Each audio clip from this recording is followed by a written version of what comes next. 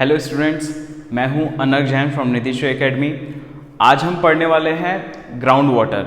Ground water जो है वो आपका यूनिट 4 का पार्ट है ज्योग्राफी में, एमपीपीएससी के नए सिलेबस के हिसाब से। ओके, मध्य प्रदेश की अगर स्पेसिफिकली बात की जाए तो ग्राउंड वाटर यहाँ बहुत ज़्यादा इंपॉर्टेंट रोल प्ले करता है। ओके, तो आज हम देखेंगे कि ग्राउंड वाटर का पूरा ज्योग्राफी क्या होता है, किस रिलेटेड टाइप के उसके क्वेश्चंस बनते हैं, क्या इसका इंपॉर्टेंस है, बेसिक जो चीज़ें हैं ग्राउंड वाटर से रिलेटेड वो सारी देखेंगे। इसके अलावा हम देखेंगे मध्य प्रदेश में स्पेसिफिक ग्राउंड वाटर का क्या स्टेटस है और हमें किन किन जगहों पे वर्क करना है मध्य प्रदेश में। ओके, तो ये सारे टॉपिक्स रहेंगे आज के लेक्चर में। पूरे लेक्चर को वीडियो को एंड तक देखिएगा। इस चैनल को सब्सक्राइब ज़रूर करिए, ओके, और लाइक करिए, कमेंट करिए, शेयर करिए। आपके जो भी फ्रेंड्स तैयारी कर रहे हैं उनको बताइए इस चैनल के बारे में।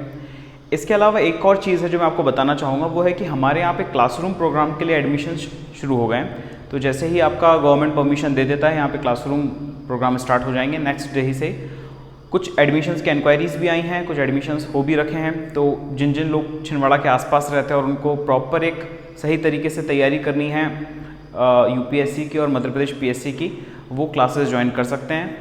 इसके अलावा मैं आपको ये भी बताना चाहूँगा कि कोरोना की वजह से दिल्ली या इंदौर या भोपाल या और भी जो बड़े शहर हैं जहाँ बच्चे जनरली तैयारी करने जाते हैं, वो थोड़ा सा मुश्किल सा है, टाइम लग सकता है कब तक कम्प्लीटली केसेस ख़त्म होंगे।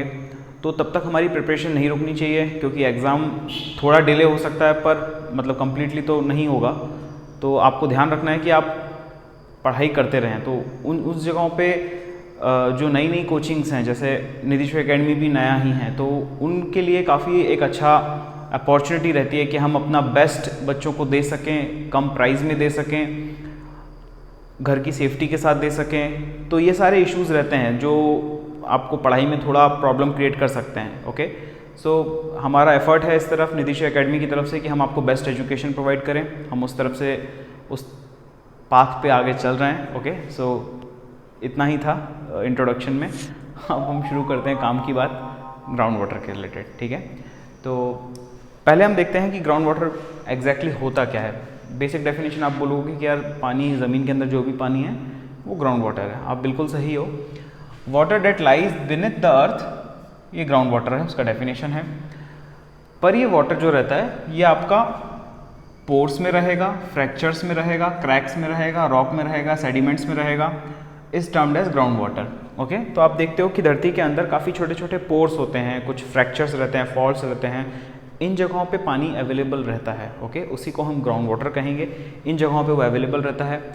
ग्राउंड वाटर को हम सब सरफेस वाटर भी कहते हैं, पहला वर्ड, सब टेरेन वाटर भी कहते हैं दूसरा वर्ड, और अंडरग्राउंड वाटर भी कहते हैं। ये 3 अलग अलग वर्ड हैं जो हम ग्राउंड वाटर के लिए यूज़ करते हैं। तो एग्जाम में अगर क्वेश्चन थोड़ा घुमा के आता है तो आप याद रखिएगा, सब सरफेस वाटर, सब terrain water and underground water भी ग्राउंड वाटर के ही दूसरे नाम हैं। ओके, एक और क्लासिफिकेशन ये है कि लगभग 750 मीटर की डेप्थ के बाद या उसके पहले जो भी पानी मिलेगा वो ग्राउंड वाटर कहलाएगा।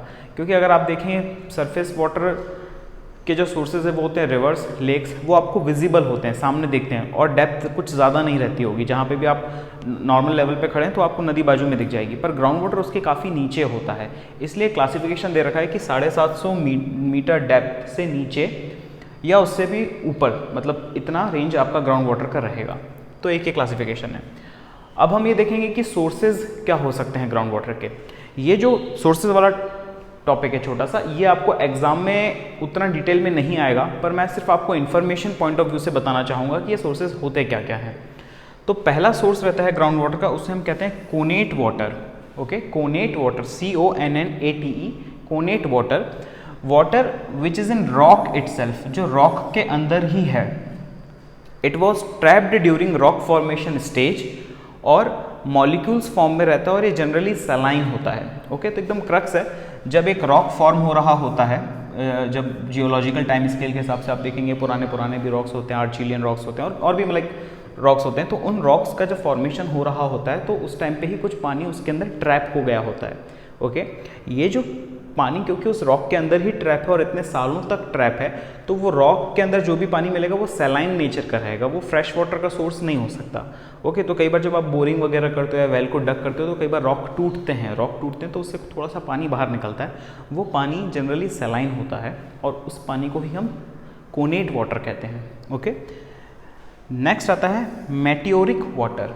मेटियोरिक वाटर होता है जो कि प्रेसिपिटेशन स्नो या रेनफॉल से डिराइव्ड होता है। ओके, मतलब प्रेसिपिटेशन में बहुत सारे टाइप्स ऑफ प्रेसिपिटेशन होते हैं। Snow and rainfall are major type of precipitation. इसके अलावा स्लीट होता है, स्नोफॉल होता है, आपका हेल स्टॉर्म होता है, हेल होता है, तो ये सारे बहुत ड्यू ड्रॉप्स होते हैं, ये भी प्रेसिपिटेशन ही है एक तरह से। पर स्नो और रेन ही मेजर कैटेगरी ऑफ प्रेसिपिटेशन होते हैं जो जनरली किसी न किसी चीज़ को फीड करते हैं।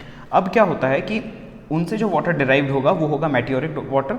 ये जो वाटर है ये हाइड्रोलॉजिकल साइकिल का पार्ट होता है, विच इज़ वेरी इंपॉर्टेंट, क्योंकि हाइड्रोलॉजिकल साइकिल का पार्ट होने की वजह से ये इवेपोर ट्रांसपिरेशन या इवेपोरेशन होता है, फिर उसके बाद ये इवेपोरेट होकर बाद में रेनफॉल की तरह गिरते हैं, तो रेनफॉल हो गया, फिर सब सरफेस से मिलते हैं जाके नीचे पानी में, और वो सब सरफेस इन्फिल्ट्रेशन के द्वारा ग्राउंड वाटर में मिल जाता है।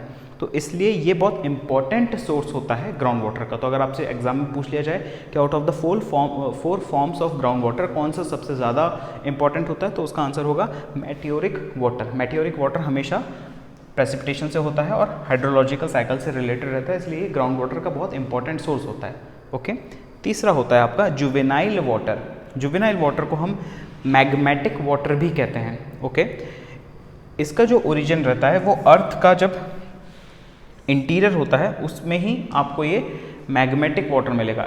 होता क्या है, इसका लॉजिक क्या है, मैं ब्रीफ समझा देता हूँ। जब अर्थ फॉर्म हो रहा होता है तो मैग्मा होगा, वॉल्केनिक रॉक्स का मैग्मा होगा, तो वो वॉल्केनिक रॉक्स जब है वो थोड़ा ठंडा होगा, जब ठंडा होगा तो उसके थोड़ा सा वेपर बाहर निकालेगा, वो वेपर ना कंडेंस हो जाता है, और ऐसे वाटर को, क्योंकि वेपर है तो उसमें लाइक कुछ ना कुछ तो नमी होगी, वो कंडेंस हो गया तो पानी में कन्वर्ट हो गया, तो उसको हम जुवेनाइल वाटर कहेंगे, उसे मैग्मेटिक वाटर भी कहते हैं। ओके, उसके बाद फोर्थ आता है कंडेंसेशनल वाटर।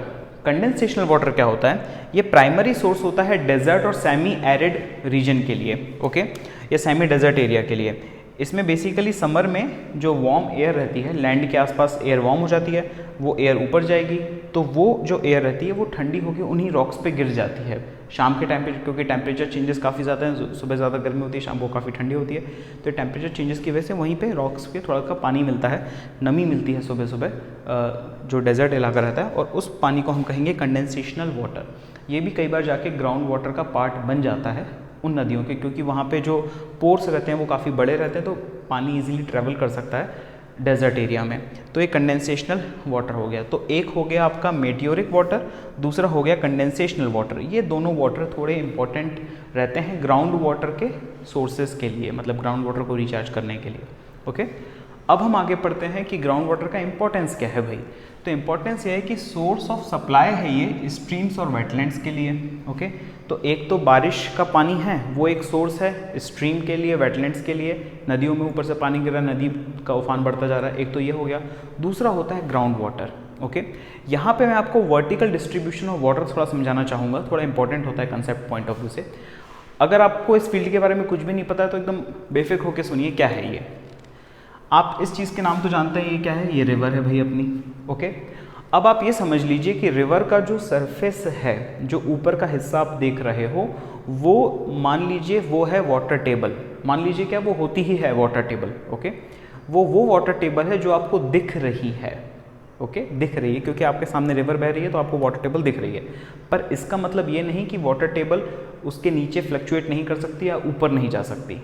वाटर टेबल जो होती है उसके ऊपर का हिस्सा वो कहलाएगा अनसैचुरेटेड जोन, और वाटर टेबल के नीचे का हिस्सा कहलाएगा सैचुरेटेड जोन। सैचुरेशन मतलब जिसमें पानी अवेलेबल है।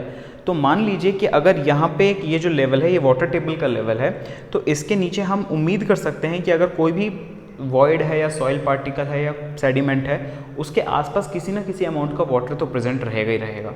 ओके, और इसके ऊपर पानी प्रेजेंट नहीं रहेगा। ओके, अगर मैं आपको बोलूँ कि ये मैं जहाँ पे खड़ा हूँ क्लासरूम में, यहाँ पे क्या वाटर टेबल कहाँ होगी इसके, तो मैं आप सोचोगे कि सर आपके पैरों के नीचे कहीं ना कहीं आप नीचे जाओगे तो आप वाटर टेबल आपको मिल जाएगा। आप यही एग्जैक्टली होता है कि आप जैसे ही नीचे जाओगे, मैं यहाँ कहीं खड़ा हूँ शायद, ओके, और मैं कुछ फीट मीटर्स कुछ भी नीचे जाऊँगा तो वो वहाँ मुझे वाटर टेबल मिल जाएगा। मैं रिवर लेवल से कहीं ना कहीं ऊपर खड़ा हूँगा। मैं अगर रिवर पे ही खड़ा हूँ तो वो हो जाएगा मैं वाटर टेबल लेवल। वो रिवर आप देखते हो कई बार खाली रहती है, कई बार एकदम भर जाती है। तो फ्लड के टाइम पे वाटर टेबल बढ़ जाता है, अनसैचुरेटेड जोन ऊपर तक आ जाता है ये, और सैचुरेटेड जोन का हिस्सा बढ़ जाता है। गर्मियाँ जब होती है वाटर टेबल नीचे चला जाता है। क्योंकि वाटर टेबल नीचे चला जाता है, वाटर टेबल या पानी के सोर्स को ढूंढने के लिए हम उसमें बोरवेल करते हैं, फिर वो पानी ऊपर आने लगता है वाया पंपिंग के थ्रू या कैपिलरी रिएक्शन के थ्रू। पंपिंग ही इंपॉर्टेंट तरीका होता है। तो ये होता है। अब आप एक चीज़ और देखेंगे, एक्वीफर जो वर्ड है, एक्वीफर जो वर्ड है ये हमेशा सैचुरेटेड जोन में ही मिलेगा। ओके, सैचुरेटेड जोन में ही मिलेगा। इसके अलावा एक और वर्ड आता है पर्ज्ड वाटर टेबल या फिर पर्ज्ड एक्वीफर भी इसे कह सकते हैं। ये जो पर्ज्ड वर्ड है मतलब कि आप समझ लीजिए टेम्पररी वाटर टेबल है। तो मान लीजिए अगर आपने यहाँ से ड्रिलिंग शुरू करी, आपने अब बोरिंग मशीन लगाई आपने, और आपको कुछ 50 फीट पे जाके ही एकदम पानी मिल गया। आप बोले अरे वाह खूब पानी है, खूब पानी है, और आपका लाइक ऐसा बोलते हैं ना कि 1.5 इंच पानी निकला है, 3 इंच पानी निकला है। That inch is like diameter of the pipe जिससे पानी बाहर निकल रहा है। तो लोग को लगता है कि अरे वाह खूब पानी निकल गया, पर कुछ ही सालों के अंदर वो सूख जाता है। वो इसलिए क्योंकि यहाँ पे कुछ ऐसा पोर्शन रहते हैं छोटे से, आप समझ लीजिए ऐसा कुछ हिस्सा है लैंड का, और इसके अंदर पानी खूब इकट्ठा हो गया, और ये जो सरफेस है ये कुछ ऐसा है जो पानी को नीचे जाने नहीं दे रहा है। ओके, और ये मान लीजिए यहाँ पे अवेलेबल है। तो आपने यहाँ से बोरिंग करी और ये पानी को बाहर निकाल लिया, आपको लगा कि यार खूब पानी है, पर इवेंचुअली ये पानी ड्राई आउट हो जाएगा क्योंकि आपने ओरिजिनल एक्वीफर को टच नहीं किया है। इसलिए हम इसको कहते हैं पर्ज्ड एक्वीफर या पर्ज्ड वाटर टेबल। ओके, तो इस बात से जब भी आप ड्रिल करें तो इस बात का ध्यान रखना चाहिए कि आपको पर्ज्ड वाटर टेबल या पर्ज्ड एक्वीफर को टच नहीं करना है। अगर उसको कर भी लिया तो और भी ज़्यादा डीप जाना है ताकि आप एक्वीफर लेवल को टच कर सको। एक बार आपने एक्वीफर लेवल को टच कर दिया तो पानी का उतना प्रॉब्लम नहीं आता है। दिक्कत ये हो रही है कि हमारा एक्सप्लॉयटेशन इतना ज़्यादा है पानी का कि ये एक्वीफर लेवल भी कम होता जा रहा है। तो जब ये लेवल कम होता जा रहा है यहाँ से, तो अब आपको ड्रिलिंग की बहुत ज़्यादा ज़रूरत पड़ेगी और आप डीप जाओगे ड्रिलिंग के लिए, जिसके कॉस्ट भी बढ़ जाएगा और आपको हार्ड मेटल्स वगैरह या जो अंदर के मेटल्स होते हैं वो ऊपर आने लगते हैं आपके पानी में, जो मैंने पिछले लेक्चर्स में समझाया है कि किस तरह से वर्क होता है और बॉडी पे हार्म कर सकते हैं। ओके, तो ये था vertical distribution of water. Okay, अब एक और चीज़ है कि पोजीशन ऑफ वाटर टेबल जो रहती है वो फ्लक्चुएट करती है सीजनली। ओके, तो अगर गर्मी होगी तो वाटर टेबल नीचे चला जाता है, बारिश होती है तो वाटर टेबल बढ़ जाता है। ओके, तो सीजनली वाटर टेबल फ्लक्चुएट करती है, वाटर टेबल कांस्टेंट कभी नहीं होती। दूसरा पॉइंट यह है कि अगर हिली एरिया है तो उसमें वाटर टेबल आपको उठी हुई मिलेगी, रिजन फॉर्मेट में मिलेगी, और अगर वैली एरिया है तो वहाँ पे आपको सिंक्ड फॉर्मेट में वाटर टेबल मिलेगी। ओके, तो ये दो कंसेप्ट हैं आपको याद रखने हैं। इसके अलावा आता है ऑकरेंस ऑफ ग्राउंड वाटर और उसके कंट्रोलिंग फैक्टर्स क्या होते हैं। ओके, तो ग्राउंड वाटर का जो ऑकरेंस रहता है वो डिपेंड करता है कुछ फैक्टर्स के ऊपर। वो फैक्टर्स हैं, पहला टोपोग्राफी। टोपोग्राफी का मतलब है कि उस तरह का आपका रिलीफ फीचर्स क्या है, वो दिखता कैसा है, वो इलाका क्या है। तो हमें पता है कि water table is not horizontal but follows the topography, और अपवर्ड और downward tilt of land above them. तो अगर हिल एरिया है, ये हिल है, तो आपका वाटर टेबल कहाँ होगा? सोचिए ज़रा, वाटर टेबल आपका होगा कुछ ऐसा। तो जहाँ पे मैंने आपको बताया था हिल होता है, वाटर टेबल राइज करता है, तो ये वाटर टेबल होगा। यहाँ हिल के बीच में से आपको हमेशा नदी दिखती है, तो ये रिवर हो गया। यही वो रिवर है जो आपको यहाँ पे दिख रहा है, ये। ओके, और हिलों के बीच में ऐसा राइज करता है। तो टोपोग्राफी के हिसाब से वाटर टेबल राइज करता है, अपवर्ड और downward tilt of land above them. होता क्या है कि एक एक्वीफर में ग्राउंड वाटर जो रहता है उसका मूवमेंट, कि ग्राउंड वाटर मूव कैसे कर रहा है, वो या तो हॉरिजॉन्टल मूव करता है इस डायरेक्शन में, या तो वो वर्टिकल मूव करता है इस डायरेक्शन में। और ये डिपेंड करता है कि कितना प्रेशर है, ग्रेडियंट है, बहुत सारी चीज़ों पर डिपेंड करता है कि ग्राउंड वाटर का मूवमेंट भी होता है अंदर ही अंदर, धरती के अंदर। Okay, at times water table में not be dependent on topography, पर हमेशा टोपोग्राफी पर डिपेंड नहीं करता, कई बार नॉन डिपेंडेंट भी होता है। जैसे कि अगर टोपोग्राफी में फोल्ड, फॉल्ट्स या फ्रैक्चर्स आ जाए बेड रॉक में तो भी प्रॉब्लम आ सकता है। जैसे कि फोल्ड फॉल्ट का आप बेसिक समझ लीजिए कि जो अर्थ का क्रस्ट होता है ना, ये अर्थ का क्रस्ट है, ये अर्थ को मैं इस तरह से फॉर्मेट में बता रहा हूँ। अर्थ क्रस्ट में किसी किस्म का फ्रैक्चर है, यहाँ पे एकदम से फ्रैक्चर है, गड्ढा है नीचे बहुत गहरा सा ऐसा, ओके, ऐसा आप समझ लीजिए। तो जो पानी का लेवल है, जो ग्राउंड वाटर है, वो इस गड्ढे में जाके चला जाएगा। तो ग्राउंड वाटर का लेवल भी फ़र्क पड़ेगा डिपेंडिंग ऑन कि उसका टोपोग्राफी कैसा है। Sometime it is not dependent on topography, okay. Fold, fault, fractures वजह से इन बेड रॉक अगर होता है तो वाटर टेबल में फ़र्क पड़ सकता है। जो बेड रॉक है ये कहाँ मिलता है आपको? बेड रॉक हमेशा आपको एक्वीफर के नीचे लेवल पे मिलेगा, बेड रॉक, ओके। मतलब बेड रॉक एक ऐसी चीज़ होती है जो इम्परमिएबल होती है। इम्परमिएबल का मतलब कि भाई वहाँ से पानी नीचे नहीं जा पा रहा है, अगर जा रहा होता तो एक्वीफर का सारा पानी नीचे चला गया होता। मतलब ये एक ऐसा लेवल है, इतना कठोर रॉक है कि पानी को वो नीचे जाने नहीं दे रहा है, ओके। तो ये हो गया आपका बेड रॉक लेवल, और इसके ऊपर आपका हमेशा रहेगा एक्वीफर। अब इस बेड रॉक के अंदर मान लीजिए किसी किस्म का फोल्ड या फॉल्ट आ जाता है, तो ऐसा कुछ क्रैक आ जाता है, तो एक्वीफर का लेवल फ़र्क पड़ेगा। Got my point? ये मैं समझाना चाह रहा हूँ आपको। सेकंड पॉइंट आता है क्लाइमेट, ओके। अगर रेनफॉल होगा तो ग्राउंड वाटर रिचार्ज होगा, पानी सोखता जाएगा अंदर ही अंदर ज़मीन, ओके।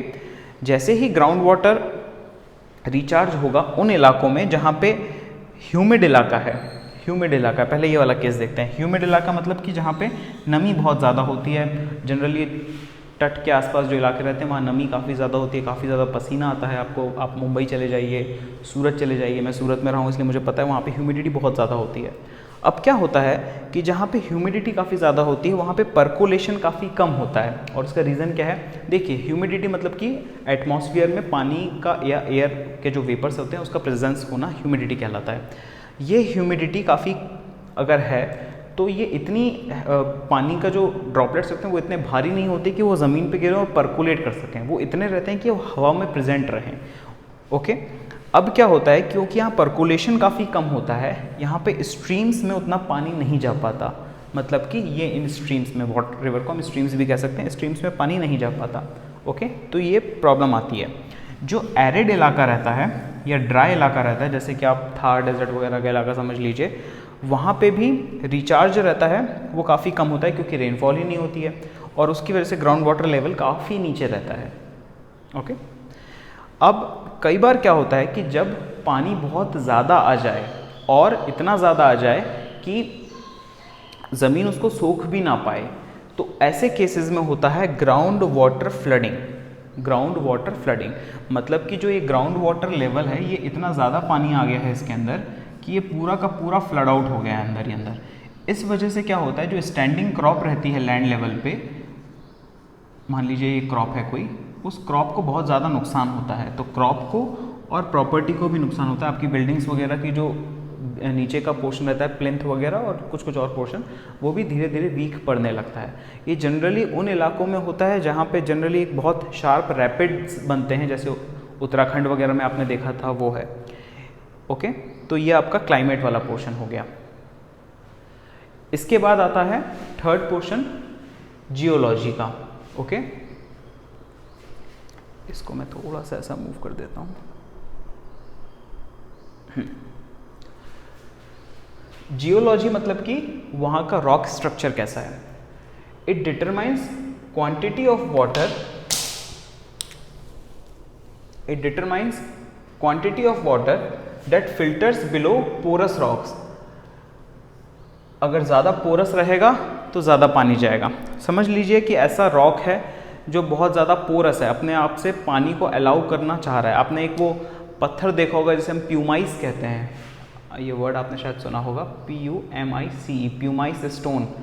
अगर मैं आपको एक अच्छा एग्जांपल दूँ, घरों में बाथरूमों में एक छोटा सा स्टोन होता है ना, वो घिसने के लिए काम आता है, जो आपकी बॉडी पे मैल वैल रहता है उसको घिसने के लिए काम आता है, वो स्टोन जो होता है वो होता है प्यूमाइस स्टोन। आप देखेंगे उसके अंदर छोटे छोटे पोर्स होते हैं। तो ऐसे स्टोन्स होते हैं जो अलाउ करते हैं कि पानी उनसे पास हो जाए, पोरस स्टोन्स। तो वो डिपेंड करता है कि उसकी वजह से पानी कितना अंदर जाएगा। तो मान लीजिए अगर जहाँ पे मैं खड़ा हूँ, छिंदवाड़ा इलाका, यहाँ पे जो स्टोन्स मिलते हैं वो जनरली बसाल्ट मिलता है और डेक्कन लावा के कुछ वॉल्केनिक रॉक्स मिलते हैं। तो ये जो दोनों ही स्टोन हैं ये जनरली अलाउ नहीं करते कि पानी ज़्यादा नीचे जाए, क्योंकि उनकी क्वालिटी वैसी नहीं है। ऑन द अदर हैंड अगर आप गंगा वाले प्लेन में जाइए, उत्तर प्रदेश का इलाका देखिए, वहाँ पे अलाउ करते हैं पानी को अंदर जा सके, क्योंकि वहाँ पे जियोलॉजिकल फॉर्मेशंस वैसा नहीं है। ओके, तो अगर पोरोसिटी काफ़ी ज़्यादा हाई रहेगी, मतलब कि उनके बीच का स्पेस काफ़ी ज़्यादा हाई रहेगा, तो पानी नीचे नीचे नीचे चला जाएगा अगर दोनों पार्टिकल्स के बीच में थोड़ा स्पेस ज़्यादा है। अगर लो स्पेस है दोनों रॉक्स के बीच में या पोरस रॉक्स के बीच में, तो पानी उतना ज़्यादा इन्फिल्ट्रेट नहीं कर पाता, रुक जाता है। तीसरा आता है अपना केस जहाँ पे हम ह्यूमन इंड्यूस्ड हम सीमेंट लगा देते हैं कहीं पे भी, जैसे आपने रोड बनाया या पार्क बनाया या कुछ भी ऐसा बनाया, तो आप उसमें क्या करते हो, सीमेंट लगा देते हो आसपास कि यार अच्छा सरफेस हो जाए। सीमेंट एक ऐसी चीज़ है जो जनरली जो छोटे छोटे पोर्स रहते हैं ना उनको तक ब्लॉक कर देता है, क्योंकि सीमेंट का जो आप बेसिक स्ट्रक्चर देखोगे जब आप सीमेंट रॉ फॉर्म में कितना ज़्यादा फाइन रहता है, जितना फाइन ग्रेड सीमेंट रहेगा आप जैसे उसको पानी में मिलाओगे वो उसकी स्टिकिंग प्रॉपर्टी उसमें होती है जिप्सम की वजह से, और वो पूरे उसको ब्लॉक कर देता है, पानी फिर नीचे नहीं जा पाता। इसकी वजह से क्या होता है कि ग्राउंड वाटर नीचे पेनिट्रेट ही नहीं कर पाता, इसलिए काफ़ी जो म्युनिसिपल कॉरपोरेशंस वगैरह हैं वो कोशिश करती हैं कि सीमेंट का यूज़ ना किया जाए पार्क वगैरह या ओपन स्पेस में, उसकी जगह एक बने बनाए ब्लॉक्स बनाए जाए, जो एक प्री कास्ट ब्लॉक्स होते हैं, वो ब्लॉक्स आप रख देते हो अलग अलग शेप में, तो थोड़ा बहुत गैप रहता है उन ब्लॉक्स के बीच में, उसकी वजह से ग्राउंड वाटर नीचे पेनिट्रेट कर सकता है। ओके, तो ये चीज़ हमें ध्यान रखनी है लैंड यूज़ के पॉइंट ऑफ व्यू से, कि अगर आप ऑफिसर वगैरह रहते हैं तो आप कोशिश करिए कि रिचार्ज होता रहे ग्राउंड वाटर के अंदर। ओके, तीसरा आता है property of materials. Okay, the degree to which a body of rock और सेडिमेंट विल फंक्शन। ओके, तो इसमें हम बात करेंगे कि उस बॉडी या जो रॉक आपके पास है उसकी प्रॉपर्टी कैसी है। अगर उसके अंदर पोरोसिटी है तो वो बताएगा हमें कि कितना वाटर वो रिटेन कर सकता है। ओके, डिफरेंस है, एक वर्ड आता है पोरोसिटी, एक होता है हाइड्रोलिक कंडक्टिविटी। ये वर्ड भी आप एग्जाम में शायद ना लिखें तो भी चलेगा, थोड़ा टेक्निकल वर्ड है, पर बेसिक मैं उसका मतलब समझा देता हूँ। पोरोसिटी मतलब कि कितना वो रिटेन करेगा, कितना पानी को रिटेन कर सकता है, how much water can be retain, कितना पोरस है। मतलब मैंने आपको प्यूमाइस का एग्जांपल दिया था, प्यूमाइस में पोरोसिटी काफ़ी ज़्यादा होती है, it can retain water. Okay, hydraulic conductivity होती है कैपेसिटी टू ट्रांसमिट वाटर। जैसे कि मैंने आपको बताया कि ये जो रॉक्स होते हैं ये अलग अलग टाइप के भी हो सकते हैं ग्राउंड लेवल के नीचे, ये किसी और किस्म का, ये किसी और किस्म का, इन सब का। अब क्या होगा कि ये अलाउ कर रहे हैं नहीं कि पानी वर्टिकली या हॉरिजॉन्टली ट्रेवल कर सके, ये जो चीज़ होती है ये कहलाएगी आपकी हाइड्रोलिक कंडक्टिविटी। कंडक्टिविटी मतलब कि ट्रेवल कंडक्ट हो रहा है वो, और हाइड्रोलिक मतलब वाटर ग्रेडियंट, मतलब प्रेशर ग्रेडियंट की वजह से हाई प्रेशर से लो प्रेशर की तरफ कंडक्ट हो रहा है कि नहीं। जैसे कि मान लीजिए यहाँ पर ये जो पानी है आपका, ये ऊपर से रेनफॉल हो रही है। ओके, तो यहाँ का जो नीचे का रॉक है वो किस किस्म का है, कि आप वो पानी को नीचे अलाउ कर रहा है जाने के लिए, तो वो बताएगा आपका hydraulic conductivity, capacity to transmit water. Got my point. इसके अलावा एक और केस जो काफ़ी सुनने को मिलता है वो होता है एक्वीफर डिप्लीशन का, कि हमारे जो एक्वीफर हैं ये डिप्लीट होते जा रहे हैं, कम होते जा रहे हैं, बहुत सारे रीजंस की वजह से, कई बार ख़त्म भी हो गए हैं पूरे। और उसका रीजंस क्या क्या होते हैं, पहली बात lowering of ground water table, ये एक one of the reasons for aquifer depletion है। और उसका सबसे प्रोमिनेंट रीज़न है कि हम एक्सेसिव पंपिंग करते हैं, मतलब आपने कोई भी फसल लगाई ऐसी जो बहुत ज़्यादा वाटर को एब्जॉर्ब करती है, तो वो पंपिंग के लिए आप वो पानी को यूज़ करोगे, तो उसकी वजह से आपका ग्राउंड वाटर टेबल धीरे धीरे नीचे चले जाएगा, क्योंकि आप बहुत ज़्यादा पानी ऊपर यूज़ कर रहे हो, ऐसी फसलें लगा रहे हो जहाँ पे पानी बहुत इस्तेमाल होता है, शुगर केन। ओके, इन सब बहुत अच्छा एग्जाम्पल है। तो एक्सेसिव पंपिंग एक बहुत बड़ा रीज़न है। सेकेंड है, क्योंकि एक्सेसिव पंपिंग होती है कॉस्ट पर पर्सन इंक्रीज़ कर जाता है, एनर्जी रिक्वायरमेंट बढ़ जाता है। जैसे कि पहले पानी का लेवल मान लीजिए यहाँ तक था, तो आप एक मोटर लगाते थे, वो पानी ऊपर खींच लेता था। अब पानी का लेवल आपके एक्सेसिव पंपिंग की वजह से यहाँ तक चला गया, अब आपको 2 या 3 मोटर लगानी पड़ेंगी और ज़्यादा HP पावर लगाना पड़ेगा, तब जाके पानी ऊपर खींचेगा। सो इसकी वजह से कॉस्ट पर पर्सन बढ़ गया, एनर्जी का रिक्वायरमेंट बढ़ गया। ओके, ये भी एक एक्वीफर डिप्लीशन के रीजंस हैं, एक्वीफर डिप्लीशन के इफेक्ट्स हैं।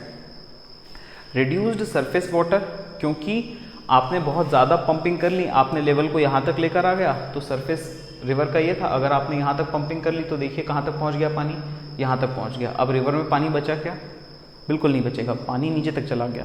तो जो रिवर है वो क्या है, सरफेस सोर्स है, तो reduced surface water, because ground water and surface water are connected with each other.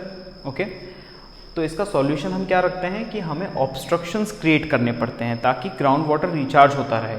इसलिए हम चेक डैम बनाते हैं। जैसे कि मान लीजिए यहाँ से ये नदी जा रही है सामने, तो इस नदी में पूरा पानी तो रन ऑफ के फॉर्मेट में बह जाएगा अगर बारिश होगी तो हम क्या करेंगे कि इस नदी में पानी और ज़्यादा जाए तो हम क्या करेंगे, छोटे छोटे बीच में डैम बना देंगे, छोटे छोटे हाइट के, 1-1, 1.5 मीटर के। उसे हम कहते हैं चेक डैम।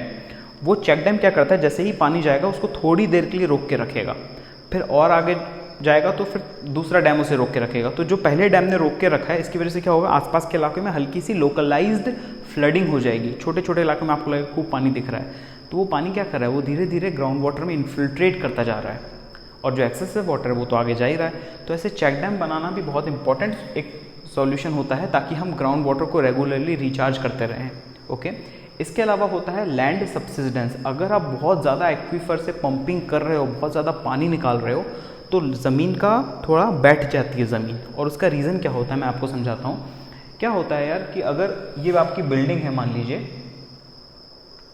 ये बिल्डिंग का जो लोड है वो स्टोन आता है और नीचे उसके पानी होता है, तो ये इन दोनों पे ही डिपेंडेंट रहता है। जो पूरा प्रेशर आ रहा होता है बिल्डिंग का वो स्टोन रहता है, फिर आपके जो भी मतलब ये बेसिकली जियोटेक्निकल इंजीनियरिंग का पार्ट है, तो स्टोन और वाटर पे एकदम पूरा लोड आ रहा होता है, ऐसा समझ लीजिए। अब आपने वाटर को बाहर निकाल लिया। ओके, जब वाटर को आपने बाहर निकाल लिया पंपिंग के थ्रू, आपने आसपास के जो छोटे छोटे पानी के पोते एकदम पूरा खींच लिया उसे, तो क्या हो रहा है कि बिल्डिंग का जो पूरा लोड है वो सिर्फ स्टोन्स के ऊपर आ रहा है। और कई बार क्या होता है कि स्टोन्स की एक दूसरे के साथ उतनी जो एक कह सकते हो कि एक दूसरे के ऊपर प्रेशर डालते हैं, वो प्रेशर अवेलेबल नहीं होता है, और उसकी वजह से वो स्टोन थोड़े वीक पड़ जाते हैं, फ्रैक्चर हो जाते हैं उस स्टोन्स के अंदर। इसलिए लैंड का सब्सिडेंस भी हो सकता है। ओके, और ये तब होता है जब एक्सट्रैक्शन बहुत ज़्यादा फास्ट हो, इतना फास्ट एक्सट्रैक्शन हो पानी का कि दूसरा पानी बाजू से अंदर आ ही ना पाए और उसकी जगह ले सके। इसकी वजह से लैंड सब्सिडेंस भी होता है, subsidence. Okay, contamination of ground water मैंने आपको पहले लेक्चर्स में ही बताया है। ओके, ग्राउंड वाटर से रिलेटेड एक और पॉइंट है कंटेमिनेशन। पेस्टिसाइड्स की वजह से, फर्टिलाइजर्स की वजह से, सॉल्ट वाटर इंट्रूजन की वजह से, जब आप जो तटीय इलाके रहते हैं, कोस्टल एरिया, वहाँ पे आप पंप करोगे, नीचे ड्रिल करोगे, बोर करोगे, तो आपको सॉल्टी वाटर मिलेगा, क्योंकि वो सॉल्ट वाटर इंट्रूजन हो चुका है अंदर ही अंदर। और वो क्यों हो रहा है, क्योंकि आपने एक्सेसिव पंपिंग कर ली। ओके, तो उसकी वजह से कंटेमिनेशन ऑफ ग्राउंड वाटर भी हो जाता है। तो ये सब कुछ पॉइंट थे ग्राउंड वाटर से रिलेटेड। अब आगे हम देखते हैं कि मध्य प्रदेश में ग्राउंड वाटर का क्या स्टेटस है। ओके,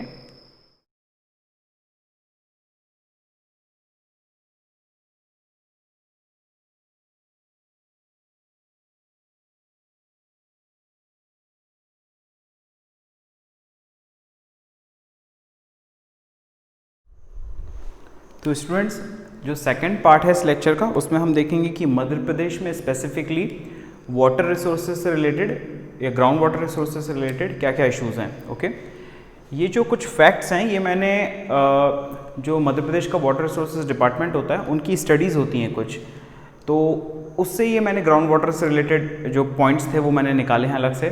तो authenticity of this data is like really clear, उसमें कोई इशू नहीं आएगा आपको, आप ये ऑथेंटिक डेटा है आप लिख सकते हो एग्जाम में। दूसरी बात ये है कि ये स्टडीज़ हैं तो ये ट्रेंड भी बताती हैं कि क्या हुआ है। ओके, ये आपका मध्य प्रदेश का मैप है। ओके, अब हम देखते हैं सबसे पहले कि जो ग्राउंड वाटर है मध्य प्रदेश में वो लगभग 90% सिर्फ रेनफॉल की वजह से आता है। सबसे इंपॉर्टेंट फैक्ट कि मध्य प्रदेश का हमारा क्लाइमेट समझ लो, टोपोग्राफी समझ लो, जियोलॉजी समझ लो, जो मैंने ऑकरेंसेस के पॉइंट्स बताए थे, उसमें से 90% वाटर मध्य प्रदेश में ग्राउंड वाटर रेनफॉल की वजह से आ रहा है। ओके, मतलब रेनफॉल हमारे लिए इंपॉर्टेंट है। अगर रेनफॉल कम ज़्यादा हुई हमारे ग्राउंड वाटर पर डायरेक्ट इफेक्ट आने वाला है। ओके, एक चीज़ क्लियर हो गई यहाँ पे। दूसरा, रेनफॉल को जो सीज़न है वो जून टू सितंबर होता है मध्य प्रदेश में। जून से ही आपकी रेनफॉल शुरू हो जाती है। जो छिंदवाड़ा वाला इलाका है, बैतूल वाला इलाका है, यहाँ से साउथ वेस्ट मानसून आपका आता है, तो ये इलाके में पहले बारिश होती है, फिर आगे की तरफ जाता है। ओके, जून से बारिश शुरू हो गई, सितंबर तक बारिश चल रही है। अगस्त हमारा वेटेस्ट मंथ होगा। ये सारे पॉइंट कहाँ से आ रहे हैं कि बहुत सारे रेन गेज स्टेशंस लगे होते हैं मध्य प्रदेश में, हर जगह लगे होते हैं। वो रेन गेज स्टेशन हर दिन का डेली रेनफॉल निकालते हैं और फिर वो पूरा कैलकुलेट करते हैं कि इस महीने में सबसे ज़्यादा बारिश कब हुई। तो इस तरह से पूरा पता चलता है कि मध्य प्रदेश में अगस्त में सबसे ज़्यादा बारिश होती है। ओके, मंडला डिस्ट्रिक्ट और मोरैना डिस्ट्रिक्ट दोनों इंपॉर्टेंट है। मंडला में लगभग 1427.7 mm बारिश होती है, जो कि वेटेस्ट है, या सबसे ज़्यादा बारिश मंडला में होती है मध्य प्रदेश में, मंडला। ओके, इनफैक्ट इस पूरे बेल्ट में बहुत ज़्यादा बारिश होती है, बालाघाट, मंडला, डिंडोरी, अनूपपुर, ये पूरे इलाके में बहुत ज़्यादा बारिश होती है मध्य प्रदेश में। ये छत्तीसगढ़ से लगा इलाका है, फॉरेस्ट इलाका है काफ़ी हद तक, बारिश का एक प्रोबेबल रीज़न फॉरेस्ट भी है। ओके, दूसरा रीज़न है, दूसरा जो स्टेट है, जो डिस्ट्रिक्ट है, वो है मोरैना, जहाँ पे बहुत कम बारिश होती है। ये इलाका, भिंड का इलाका, ये इलाके में बारिश थोड़ी कम होती है। ओके, 753.7 mm ये आपका पूरा ईयरली एवरेज है। तो अगर आपको पूरा वैल्यू याद भी ना हो तो इसको 750 तक याद रख लेना आप, 750 mm, और इसको लगभग 1420 या 27-25 इतना भी याद रखोगे तो भी चलेगा। अब आपको मैं इंपॉर्टेंट बता रहा हूँ पॉइंट कि पूरे इंडिया का एवरेज कितना है। पूरे इंडिया का लगभग अगर देखा जाए तो 1190 mm बारिश इंडिया की एनुअल एवरेज रेनफॉल होती है। AAR कहलाता है ये, एनुअल एवरेज इंडिया में, पूरे इंडिया को देख लो कितना रेनफॉल गिरा डिवाइडेड बाय कितना एरिया इंडिया का है, तो लगभग 1190 mm बारिश होती है। उसमें से आप ये देखेंगे कि मंडला में 1427 है, मतलब it's quite good, and Morena में 750, मतलब थोड़ा कम है। तो मतलब मध्य प्रदेश में बारिश का कोई ऐसा प्रॉब्लम नहीं है, काफ़ी अच्छी बारिश होती है मध्य प्रदेश में। दूसरी चीज़ ये है, मध्य प्रदेश में जो जियोलॉजी में पॉइंट बताया था, हमें पता चलता है कि हार्ड रॉक लगभग 80% स्टेट एरिया कवर करता है। मतलब 80% एरिया में एकदम हार्ड रॉक है, जो पानी को जनरली नीचे जाने नहीं देते। ओके, और उस हार्ड रॉक में से भी बसाल्ट एक टाइप का रॉक होता है, बसाल्ट रॉक, वो 44% है लगभग। तो 80% तो आपका पूरा रॉक एरिया हो गया, और उसमें से भी 44% बसाल्ट ही है। ओके, तो ये एक और पॉइंट हो गया कि जियोलॉजी की वजह से परकोलेशन, इन्फिल्ट्रेशन मध्य प्रदेश में पानी का उतना ज़्यादा नहीं होता है जियोलॉजी पॉइंट ऑफ व्यू से। तो अभी हमें कुछ ना कुछ ऐसे मेजर्स लेने पड़ेंगे ताकि हम पानी को बहुत ज़्यादा इन्फिल्ट्रेट करवा सकें, ताकि हमारा ग्राउंड वाटर अगर ज़्यादा रहेगा तो हमारा सरफेस वाटर अपने आप अच्छा रहेगा, क्योंकि मैंने आपको बताया था ground water, surface water interconnected है। ओके, आता है मई, जून, जुलाई, अगस्त, सितंबर, अक्टूबर, नवंबर। तो गवर्नमेंट करती क्या है, वो 2 स्टडीज़ करती हैं। पहला, जब मई जो हॉटेस्ट मंथ होता है, तो मई में हम ग्राउंड वाटर का स्टडी करते हैं कि ग्राउंड वाटर का लेवल क्या है मई में। तो बहुत सारे जगहों पे ग्राउंड वाटर के स्टेशंस होते हैं जो ये देखते हैं कि ग्राउंड वाटर का डेप्थ इस वक्त कितना है। एक मैं आपको बताता हूँ, छोटा सा एक ऐसा बॉक्स जैसा रहता है, उसके अंदर एक छोटी सी पुली लगी रहती है, और उसके नीचे एक बकेट या धागा जैसा कुछ डाला जाता है। तो जितना धागा नीचे जाएगा वो उसका लेंथ नाप लिया जाता है कि भाई ग्राउंड वाटर का लेवल इतना है। तो ये ग्राउंड वाटर का लेवल आपने मई में नाप लिया, करेक्ट, यहाँ तक आ गए आप। उसके बाद सेम एक्सरसाइज को रिपीट किया जाता है नवंबर में। ओके, जब बरसात ख़त्म हो चुकी है, तो आपकी जून, जुलाई, अगस्त, सितंबर, अक्टूबर बरसात हुई, या अक्टूबर के बाद भी कई बार बारिश हो जाती है रिट्रीटिंग मानसून की वजह से मध्य प्रदेश में, तो नवंबर में देखा गया और मई में देखा गया। हमें ये पता चलता है कि इन 2 महीनों के बीच में जो टाइम है उसमें लगभग 94.3% हमारा ग्राउंड वाटर लेवल बढ़ गया। मतलब मान लीजिए यहाँ पे जो भी वैल्यू है उससे 94% ग्राउंड वाटर लेवल बढ़ जाएगा बाय नवंबर। इसका मतलब ये हुआ कि बरसात 90% हमारा ग्राउंड वाटर रेनफॉल की वजह से हो रहा है, क्योंकि ये रेनफॉल के मंथ हैं और इतना ग्राउंड वाटर में इंक्रीज़ हो रहा है। ओके, तो कुछ भी करके हमें ये समझना है कि हमारा पास जो भी रेनफॉल हो रही है मध्य प्रदेश में, हमें उस रेनफॉल को कुछ ना कुछ करके, कैसे भी करके हमें ग्राउंड वाटर में मिलाना है, कंजर्व करना है उसे, हमें वेस्ट होने नहीं देना है। ओके, उसके बाद उस रिपोर्ट ने ये भी कहा कि 10 ईयर डेटा, 10 साल का एवरेज लिया गया था। ये लगभग रिपोर्ट जो मुझे याद है, ये 2006 में एक एक्सपेरिमेंट हुआ था, फिर 2016 में स्टडी की गई। तो ये 10 साल का उनके पास रिकॉर्ड रहता है। तो उन्हें देखा कि इस रेंज में 10 ईयर का जो डेटा है वो शो करता है significant decline in water level. मतलब मध्य प्रदेश में सिग्निफिकेंटली वाटर लेवल नीचे जाता जा रहा है। कुछ कुछ इलाकों में इतना ज़्यादा पानी नीचे चला गया है कि उसे हमने डार्क जोन घोषित कर दिया है कि वहाँ पे अब पानी आना मुश्किल है, जगहों पे पानी नहीं है, उसकी वजह से वहाँ का इकोनॉमी और बाकी चीज़ों में बहुत प्रॉब्लम होगा। तो ये डिक्लाइन इन वाटर लेवल देखा गया है 10 ईयर्स के डेटा में। 2006 में स्टडी हुई, फिर 2016 में, तो डिफरेंस देखा गया, तो समझ में आ गया कि बहुत सिग्निफिकेंट डिक्लाइन हुआ है वाटर लेवल में। इसके बाद दूसरा पॉइंट जो देखा गया कि rate of abstraction is more with respect to rate of recharge, मतलब कि बाहर निकालने का जो रेट है, पानी को बाहर निकालने का जो रेट है वो बहुत ज़्यादा है कंपेयर टू कि कितना आपका रेट से ग्राउंड वाटर को रिचार्ज किया जा रहा है। आया समझ में?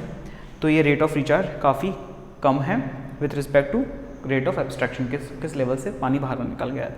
ये ग्राउंड वाटर से रिलेटेड केस है। ओके, 65% केसेस में ग्राउंड वाटर की क्वालिटी अच्छी पाई गई है, गुड।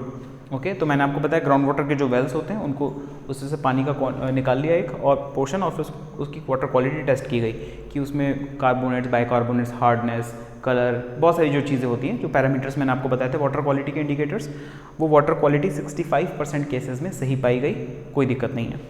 पर जो एल्कलिनिटी पाई गई, मतलब एल्कलिनिटी मतलब कि आप इसको कैसे टेस्ट करते हैं, इसको टेस्ट किया जाता है इलेक्ट्रिकल कंडक्टिविटी के द्वारा।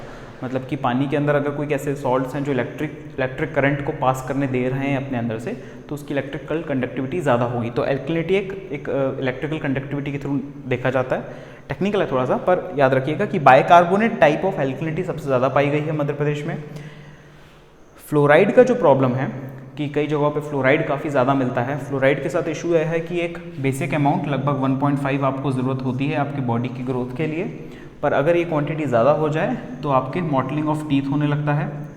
ये आपका लगभग 3.5 वैल्यू होता है फ्लोराइड का, यूनिट मुझे याद नहीं आ रहा है फ्लोराइड का, पर 1.5 मिनिमम होता है, 3.5 मैक्सिमम होता है। तो ज़्यादा फ्लोराइड हो जाएगा आपके अगर पानी के अंदर, तो आपके दांतों में मॉटलिंग हो जाएगी, मतलब आपके दांत पीले से पड़ने लगेंगे और वो एक रहता है ना कुछ ऑरेंज या ब्राउनिश कलर आपके दांतों में दिखने लगता है, that is known as mottling of teeth.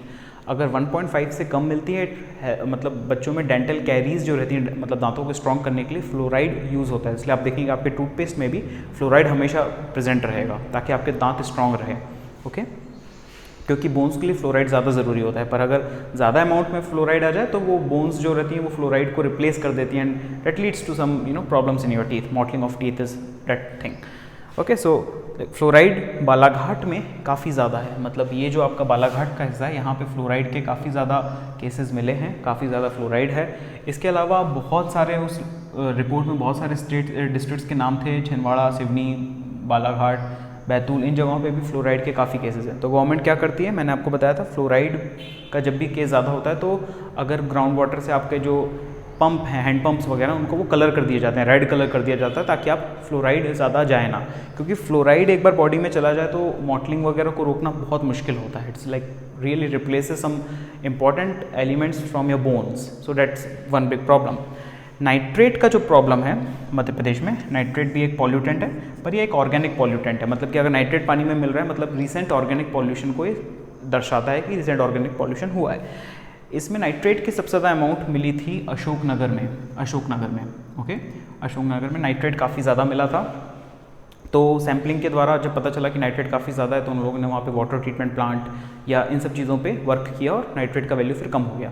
तो ये सारे इश्यूज़ हैं, नाइट्रेट का पॉल्यूशन है मध्य प्रदेश में, फ्लोराइड का पॉल्यूशन है, एल्कलिनिटी है पानी में थोड़ी, 65% पानी गुड क्वालिटी का है, 94% हम रेनफॉल पे डिपेंडेंट है, 94% रेनफॉल की वजह से हमारे ग्राउंड वाटर लेवल फ्लक्चुएट कर जाता है। सो वेरी वेरी इंपॉर्टेंट कि हमें बहुत ज़्यादा ध्यान देना है कि मध्य प्रदेश में इस तरह से लैंड यूज़ किया जाए ताकि ग्राउंड वाटर बहुत ज़्यादा रहे। ओके, तो ये था आपका Madhya Pradesh specific ground water से रिलेटेड कुछ पॉइंट्स, इंपॉर्टेंट पॉइंट्स।